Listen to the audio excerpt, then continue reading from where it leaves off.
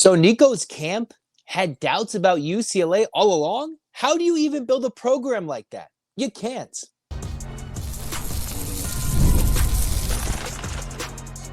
You are Locked On UCLA, your daily podcast on the UCLA Bruins. Part of the Locked On Podcast Network, your team every day. Welcome, everybody, to this edition of the Locked On UCLA podcast. I'm your host, Zach Anderson-Yoxsimer. Thanks for making the show your first listen each and every day. It's free wherever you get your podcast, and it's available on YouTube. Like, comment, subscribe, download. Thanks for your support. It's your team every day. Welcome back, everydayers. This episode is brought to you by Mazda. Like our players, we sweat every detail because when you make every move count, pulling off the unexpected is only the beginning. Stay tuned later for highlights in this week's Moving the Game Forward Mazda. Move and be moved. Today we're talking about Tennessee leaked the info and Nico's camp doubted UCLA all along. Wow, will Nico be back for year two? And should he be back for year two? While also, do the Bruins regret losing Dante Moore or even Joey Aguilar for that matter? UCLA is sitting here 0-2. All right, this is on the eve of the New Mexico game. So if you're watching this post-New Mexico, this is prior to the New Mexico game. A couple days ago, there was a CBS Sports report talking about how Nico's camp was still questioning the same things at Tennessee and at UCLA, the offense, the offensive line.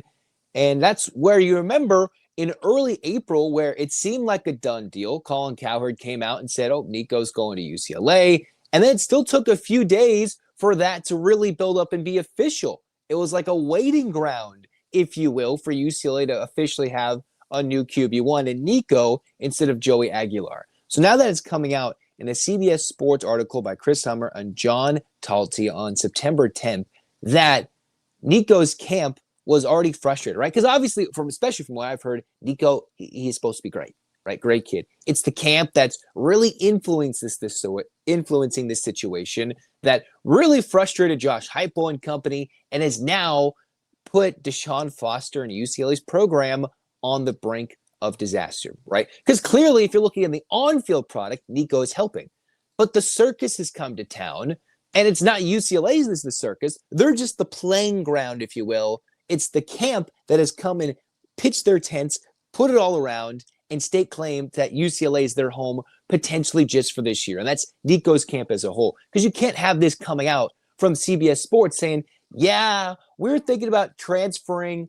And then it was already a bad look at Tennessee. And then next thing you know, reportedly in this CBS Sports article, it's also that Tennessee leaked that information potentially to get Nico's name. What was it? Potentially a mudslinging, if you will. Was it the idea that, oh, there's this bad blood kind of building up from the CFP into early 2025 when it was really shocking that Nico actually left Tennessee. And then he did. That info, according to the CBS Sports article, was leaked by Tennessee to kind of get out in front. And Nico's camp was already furious about that. And then you have the idea that, wait a minute, was UCLA really the best option? And from a bird's eye view, clearly UCLA wasn't really ready to elevate Nico. All right. If he was trying to elevate and become an NFL draft product, if he's trying to be that next prospect to be the premier prospect in the 2026 draft, UCLA was not the place to go. But because that all broke down, now UCLA is going to look bad.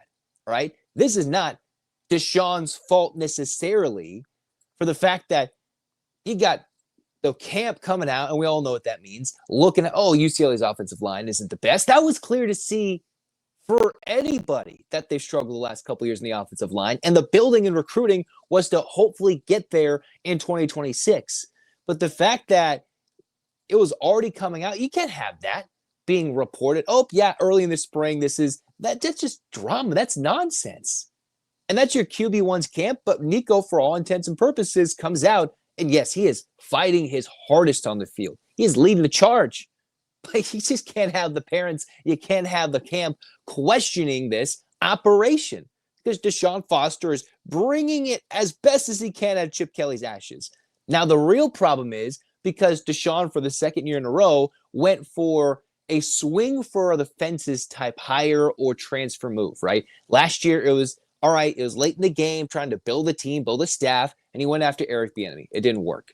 Well, he's kind of pivoted towards Tino Sunseri as the offensive coordinator. Jury's still out. I have no real problem or qualms with Tino. The problem is, will DeShaun's entire staff be kept intact for another year to continue to give Tino this chance to develop an offense around a second quarterback that he wasn't even working with all the spring, with, a patchwork offensive line?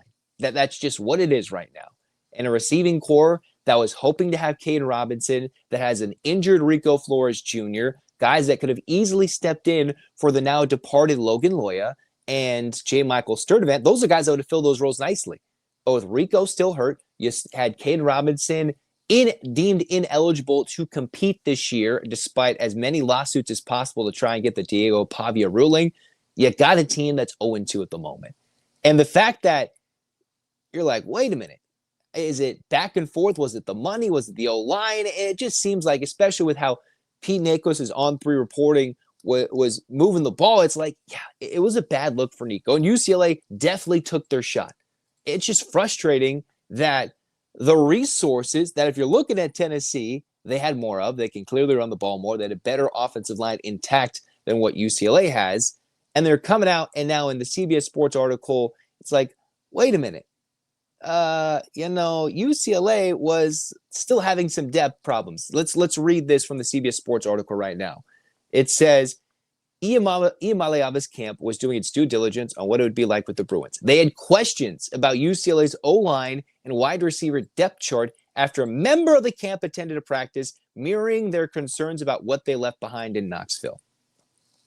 That is what it says verbatim in this article, a combo, well-written effort by Chris Hummer and John Talty just a couple of days in CBS Sports. They're having guys check it out, and they still went there. That's because they kind of got, the door got closed before they were really able to say goodbye on their own terms. Tennessee's like, all right, we'll be done with you. And UCLA's like, all right, well, they clearly upgraded the quarterback, right? Like, they did upgrade. There's no doubt that Nico is better and has more upside than Joey Aguilar. DeShaun Foster did not make the wrong move if you're going for a talent purpose. But the fascinating thing is, you can't just have the camp, if you will, checking out, is this the right thing? Let the kid see for himself. Let the player see for himself. And the fact that you have to bring in two players, one that already kind of screwed UCLA in the recruiting when Madden decided to not come to UCLA initially with Jace Brown. So now you got not just one, you've got two, you got three players all involved in this with the whole camp. And what is there? Like, just the camp, just sitting there with their arms crossed, watching practice, making sure he's like a new general manager that's just going on during practice, watching this spring ball and just doubting. That's just not a way to build a program. Now, it's fascinating that also, were they frustrated that Tennessee potentially leaked the info? Well, yeah, but it seems like if Tennessee did that, that's the right thing to do, to be like, hey, we're done with this. They want to get out ahead and have the lead on this story, and clearly they did. And the way with which they've started this season, Joey Aguilar putting up some decent numbers, 2-0.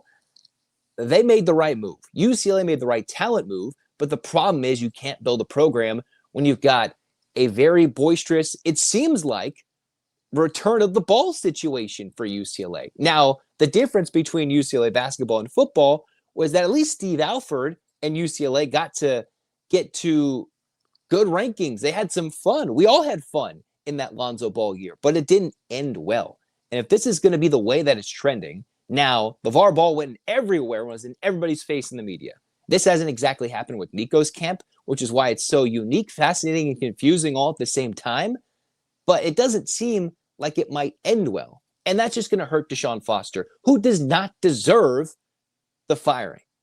He does not deserve to lose his job because of this nonsense, but he tried to swing for the fences, and it might hurt him too much. So what's it all going to look like in 2026? Let's discuss it next on Locked On UCLA. This episode is brought to you by Mazda's moving the game forward. For those who believe it's not just about playing the game, it's about redefining it. There are moments that do more than put points on the board. They move crowds, move culture, and keep moving the game forward. This week's moment that moved the game forward is that Mateen Begani, the UCLA kicker, has solidified that kicker position. There's a bit of a question mark, kind of how can UCLA move forward literally with their kicker? And after he transferred in, he came through in 2024 and has already looked good in 2025, making UCLA that much stronger in the kicking game with Mateen Bagani to make sure the Bruins continue to put points on the board. So whenever you follow what moves you, the unexpected is only the beginning. And just like there's more to every highlight, there's more to a Mazda vehicle. Mazda, move and be moved.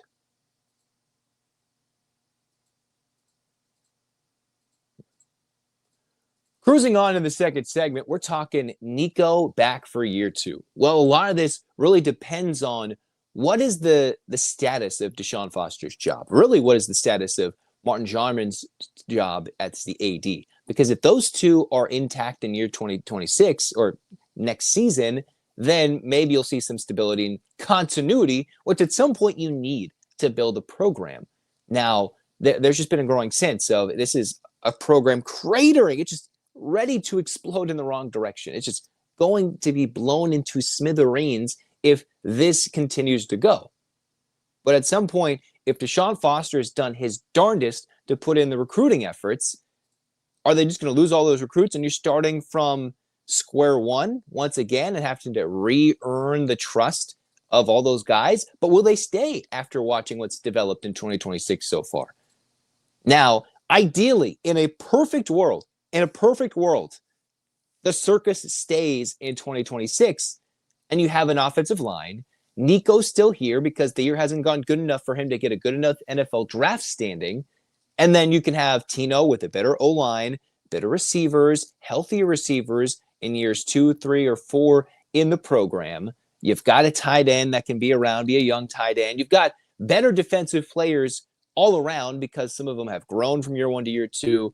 You have better players developed in the program, new recruits coming in. Micah Chan-Smith is someone that comes to mind as guys UCLA needs to keep in their 2026 recruiting.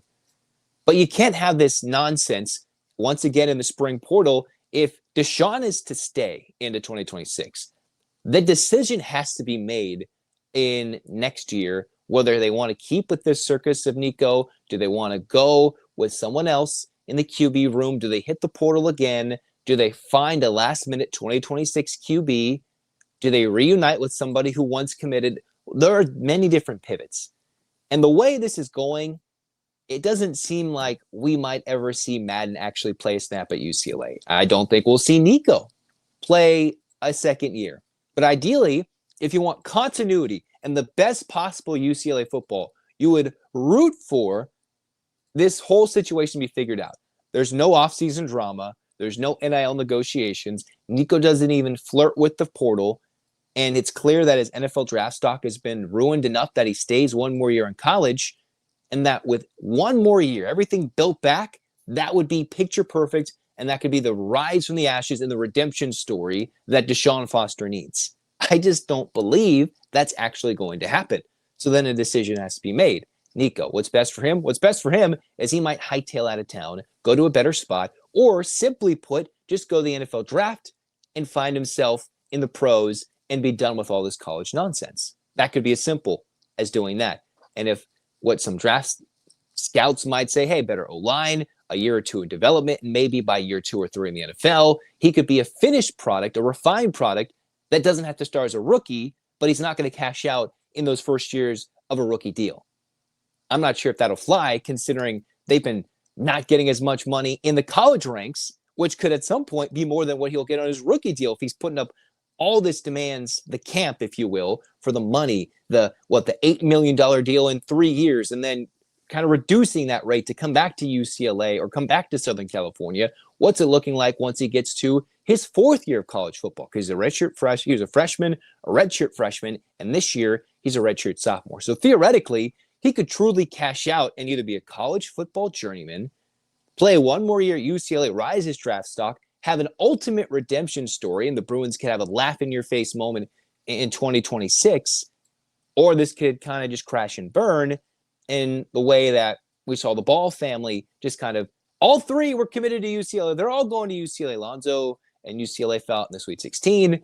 LiAngelo obviously was caught in controversy in China, and LaMelo was nowhere near the program by the time he came up the ranks, and he went directly the professional route, right? Very different situations, but still very boisterous camps, if you will, around multiple members committed to the UCLA programs. At that time, it's basketball close to a decade ago, and now in football, pinning their hopes on Nico.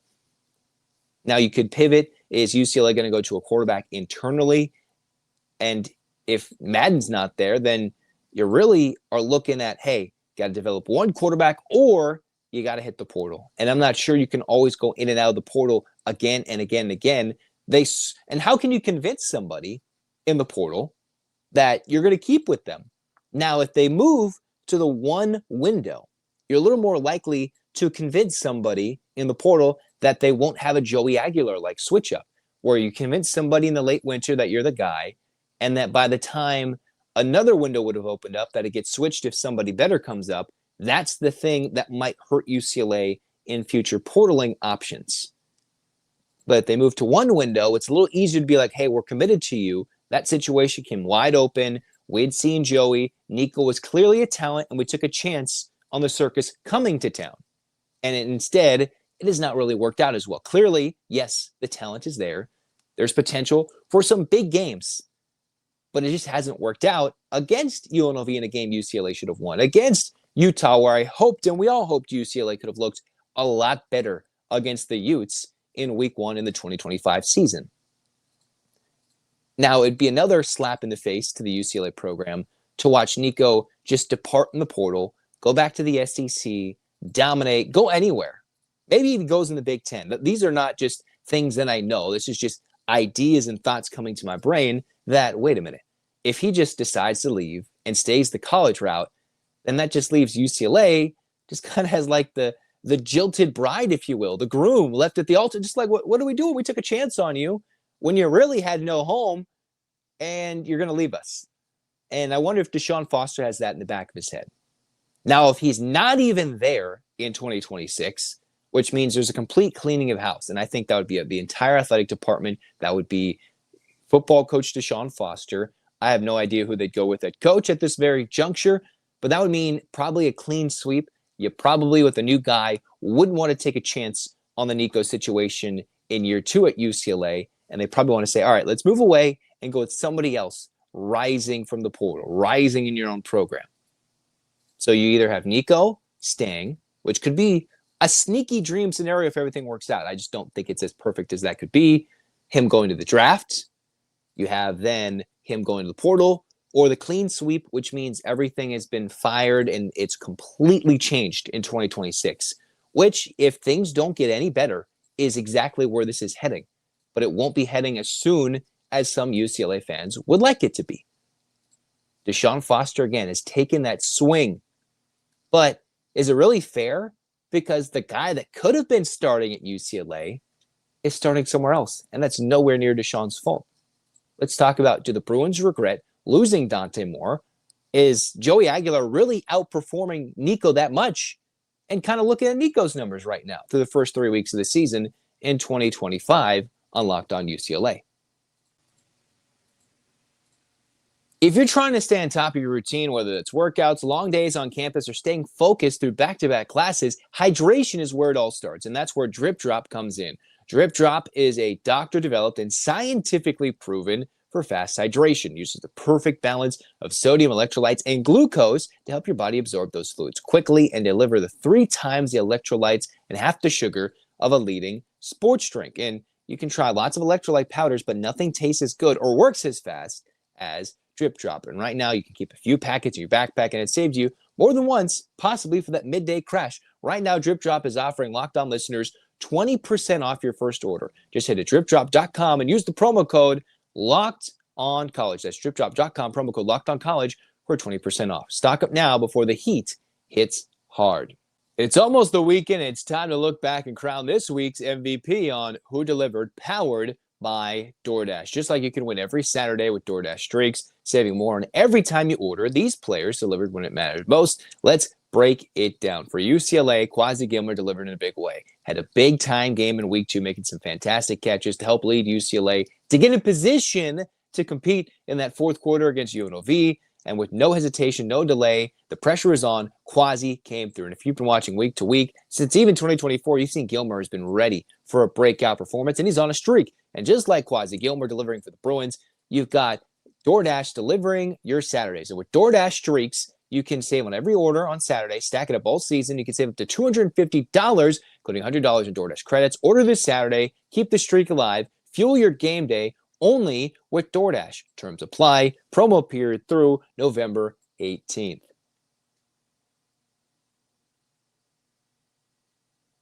So now we're discussing what this UCLA program could be if it were a different alternate timeline, right? When you're looking at the fact that Dante Moore was just a part of Oregon's obliteration of Oklahoma State the other day. And yeah, while it was an FCS program week 1, Oregon dominated. It was not an FCS program the Ducks defeated in week 2 as they destroyed the Cowboys. And Dante Moore has been a key piece of Dan Lanning's success. Is that a move UCLA regrets? That's another quarterback, the same class, same year as Nico, that the Bruins went on after a 5-star QB. Swung big. That was Chip Kelly's, almost like a Major League Baseball owner's last swing at a big-time recruit before he said, I'm out. I'm going to go be an offensive coordinator in Ohio State and then go to the pros and be done with it. But he kind of got an opportunity. I don't know. But UCLA losing Dante Moore is probably hurting more than most. Imagine if he had some continuity. Yes, very rough freshman year. 53% completion percentage, 11 touchdowns, 9 picks, pick sixes in 3 straight games, battling for the starting job with Ethan Garbers. Well, then Dante Moore went back to his initial spot in Oregon, redshirted, sat behind a Dylan Gabriel team that had Oregon unbeaten and number 1 in the country. And in some mop-up action for Oregon, Dante Moore had a couple of passing attempts, 49 yards. While in 2025, as the clear, unquestioned starter, he has 6 touchdowns, completing 77% of his passes. And they're operating an offense that has worked with Bo Nix. It's worked well with Dylan Gabriel, lefty. And now they've operated back with a right-handed QB in Dante Moore. And he looks better than ever. All right.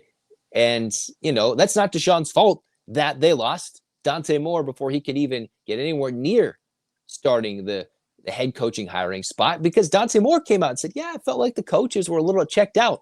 That was clearly directed at Chip Kelly and some of the guys moving around that, Chip didn't seem like he was there. Why would my coach and offensive coordinator be checked out? Why would I want to stay in that situation?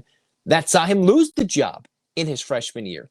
But the development year over year, what could be his junior year is now 3rd year in college football, and he's looking even better than ever at Oregon. Now, he had the benefit of sitting and waiting and getting an opportunity, a different offense that probably doesn't force him as much to scramble, get hit in the face like UCLA's offensive line has slowly cratered and tumbled a little bit since 23 to 24 to where it is in 2025.